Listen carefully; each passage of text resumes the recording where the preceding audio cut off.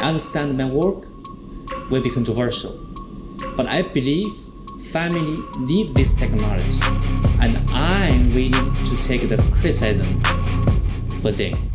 Hai, pernahkah kalian membayangkan bahwa manusia itu bisa dirancang atau didesain sesuai dengan keinginan? Di tahun 2018, seorang ilmuwan asal Cina yang bernama He Jiankui telah menggemparkan dunia. Dia ngeklaim telah berhasil mengedit DNA bayi manusia. Namun, di balik pencapaiannya yang kontroversial ini, dia mendapatkan kecaman dari seluruh dunia. Well, we know that technology is very powerful. It's basically a molecular scissors. We can cut DNA and make changes, but... Oke, sebelum kita mulai, saya ingin disclaimer dulu. Kalau semua informasi yang saya sampaikan bahwa berasal dari berbagai sumber. Walaupun begitu, saya telah berusaha semaksimal mungkin untuk menyajikan data yang akurat. Jadi, jika ada perbedaan maupun kekurangan, jangan sungkan-sungkan untuk komen di kolom komentar. Nah, buat kalian yang baru aja nyasar ke channel ini, jangan lupa klik tombol subscribe. Ya udah, kalau gitu langsung aja kita bahas kisah ilmuwan asal Cina yang bernama He Jiankui yang telah menggemparkan dunia karena melakukan editing DNA pada manusia. So, let's get the ball rolling.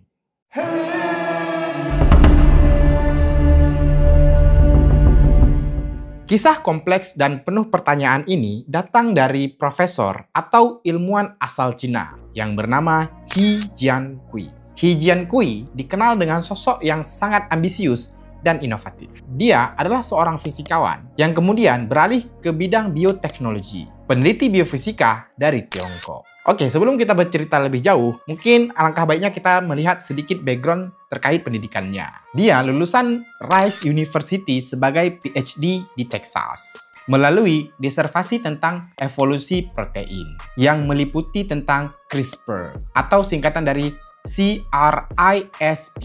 Nah, di sana dia mempelajari tentang teknik penyuntingan gen CRISPR-Cas9 sebagai penelitian pasca doktoral di Universitas Stanford, California. Kemudian, dia menjadi wakil profesor biologi di Southern University of Science and Technology di Shenzhen, Tiongkok. Nah, di laboratorium kampus inilah eksperimen pengeditan gen pada manusia dimulai. Chinese biophysicist He Jiankui, working largely in secret, had used CRISPR to knock out a gene called CCR5 in 2 early human embryos, then returned the embryos to their mother's womb. Jadi ceritanya begini.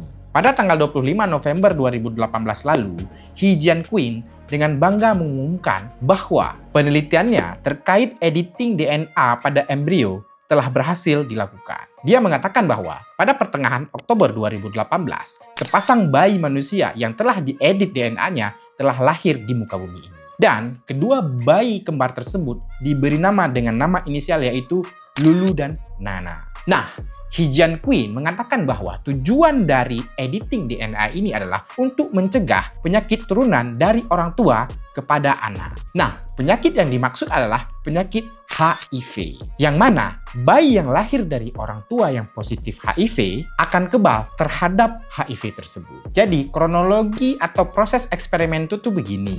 He Jiankui merekrut pasangan yang mana ayahnya itu positif terkena HIV, sedangkan ibunya negatif HIV. Nah, tujuannya ialah untuk mencegah penularan dari sang ayah kepada sang anak. Jadi cara kerjanya tuh begini. Sel telur dari sang ibu dan sperma dari sang ayah digunakan untuk proses pembuahan. Nah, pembuahan ini dilakukan di laboratorium untuk menghasilkan embrio.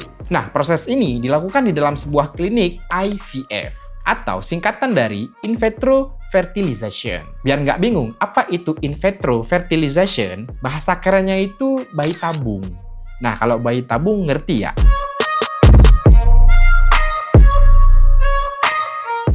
Setelah proses bayi tabung itu dilakukan dan embrio pun terbentuk, He Jiankui menggunakan teknologi CRISPR-Cas9 untuk mengedit gen CCR5 pada embrio tersebut. Biar nggak bingung, CRISPR itu apa? Kita analogikan aja CRISPR itu seperti video editor ya, video editing. Kayak contoh misalkan baik itu CapCut, DaVinci Resolve, ataupun yang lain-lainnya. Bebas. Nah, pada aplikasi tersebut, aplikasi editor tersebut, kita bisa melakukan pemotongan, pengeditan, penggantian footage, dan sebagainya. Ya kan, kira-kira kan seperti itu. Nah, si CRISPR itu berfungsi juga sama, tapi pada gen manusia. Oke, lanjut. Seperti yang saya sampaikan sebelumnya, kokoh ini melakukan atau menggunakan teknologi CRISPR-Cas9 untuk mengedit embrio pada manusia, khususnya pada gen CCR5. Nah, gen CCR5 ini berperan sebagai reseptor yang memungkinkan HIV masuk ke dalam sel-sel imun manusia. Dengan mengedit gen ini, ia berharap dapat membuat embrio tersebut dapat kebal terhadap HIV. Karena mutasi CCR5 pada dasarnya mengunci pintu tersebut dan memberikan daya tahan tubuh terhadap HIV. Nah, setelah proses editing selesai dan embrio dinyatakan sehat, embrio tersebut ditanamkan kepada rahim sang ibu untuk memulai proses kehamilan.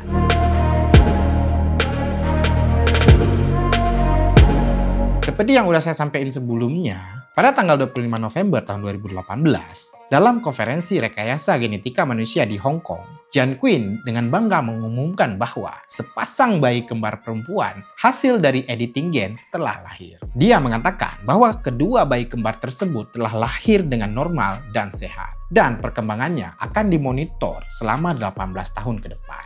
Dan dia juga mengatakan bahwa dia mendanai sendiri eksperimen tersebut. Dan dia juga mengakui bahwa universitas tempat dia melakukan editing ini tidak tahu menau atau tidak tahu sama sekali soal penelitian ini. Profesor He juga mengumumkan bahwa 8 pasangan yang terdiri dari para ayah yang mengidap HIV dan sang ibu yang negatif HIV secara sukarela mendaftarkan diri mereka untuk ikut serta pada eksperimen tersebut. Akibat dari pengakuannya tersebut membuat para ilmuwan lain marah dan menganggap rencananya tersebut adalah rencana yang sangat buruk. Ratusan ilmuwan, baik itu dari Cina maupun dari seluruh dunia, serentak mengutuk klaim dari He Jiankui tersebut. Karena prosedur tersebut telah dilarang di banyak negara. Walaupun sebelumnya, para ilmuwan sempat meragukan klaim dari He tersebut. Jadi awalnya tuh mereka nggak terlalu percaya kalau misalnya He telah melakukan editing kepada gen manusia. Para ilmuwan-ilmuwan ini sempat meragukan klaim dari He, yaitu klaim editing pada gen manusia. Karena kan waktu itu klaim tersebut baru diucapkan sama kokoh ini. Jadi mungkin mereka masih sempat meragukannya. Walaupun demikian, pada saat mereka mendengar hal tersebut, mereka semua pada shock.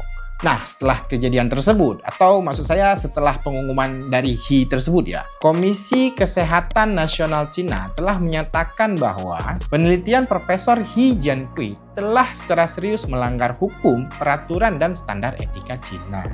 Dan bahwa mereka akan melakukan investigasi terhadap klaim dari profesor tersebut. Kemudian, investigasi pun dilakukan. Hasil investigasi dari pemerintahan Cina terhadap Profesor He Jiankui menemukan bahwa ia telah melanggar hukum dan etika medis. Investigasi ini juga mengungkapkan bahwa He Jiankui dan kedua rekannya yaitu Zhang Renli dan Qin Jinzhou telah mengabaikan regulasi dan etika penelitian dengan mengedit gen embrio manusia yang kemudian ditanamkan ke dalam dua rahim ibu-ibu. Satu wanita melahirkan bayi kembar yang bernama Lulu dan Nana pada akhir tahun 2018.